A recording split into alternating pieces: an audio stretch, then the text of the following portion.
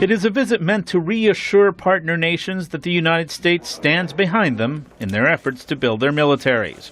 At a stop in Indonesia, the U.S. Defense Secretary announced a $500 million deal for the sale of Apache helicopters to the Indonesian military. We are signing today the letter of agreement to go forward and sell those helicopters. It might seem odd that Mr. Hagel is visiting Asia at a time when U.S. ships are poised to launch an attack on Syria.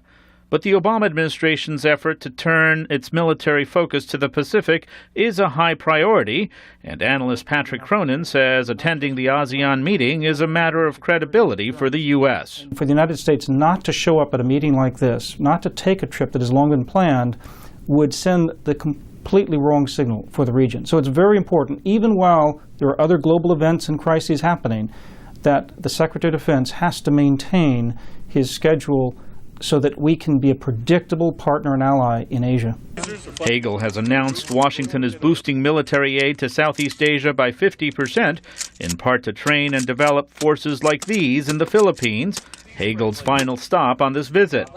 Cronin calls it a wise investment at a time when the U.S. defense budget is tightening. Dollar for dollar, a little bit of engagement, a little bit of assistance to our partners and allies in East Asia can go much further than, say, sinking money into one large platform that may not be as useful for engaging this region.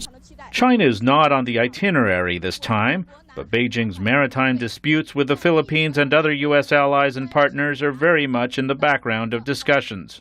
Hagel's trip follows a visit last week by China's defense minister to the Pentagon, where both sides talked about increasing exchanges and managing what could become a difficult relationship. Our goal is to build trust between our militaries through cooperation.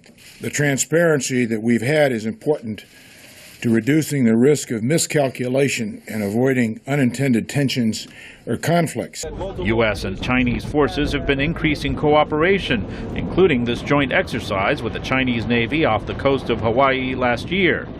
Washington has, for the first time, invited China to take part in a set of large multinational exercises next year. Luis Ramirez, VOA News, at the Pentagon.